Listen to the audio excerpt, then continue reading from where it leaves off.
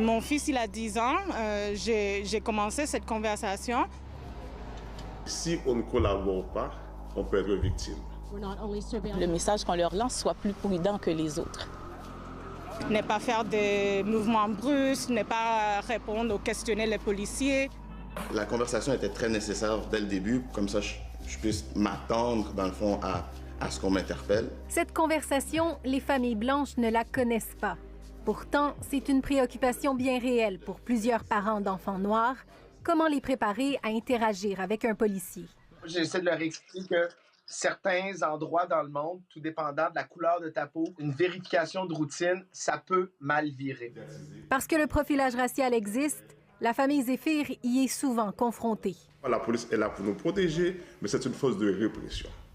L'essentiel, c'est d'essayer d'avoir un comportement exemplaire pour éviter. De collaborer, ça va pour la première fois, la deuxième fois, mais j'ai pas vraiment eu de conseils sur comment gérer cette frustration pour la 17e fois, la 18e fois que le hasard fait en sorte qu'on me contrôle.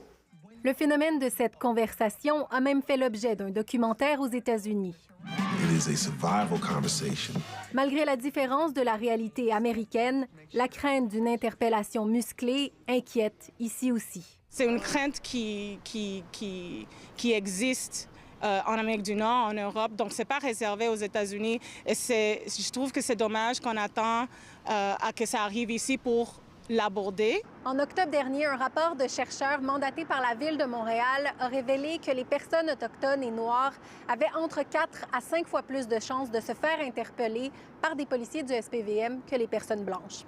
Nous recevons des plaintes de profilage racial. Myrlande Pierre a beau occuper un poste à la Commission des droits de la personne, elle est aussi la mère d'un jeune homme noir.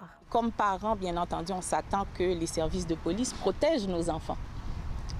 De les protéger, on ne devrait pas avoir cette inquiétude-là. Pour Marie-Lane Lopez, il est grand temps, justement, d'élargir cette conversation. Tous les parents ont un devoir de parler sur le racisme. Ici Jacques Audrey Charbonneau, Radio-Canada, Montréal.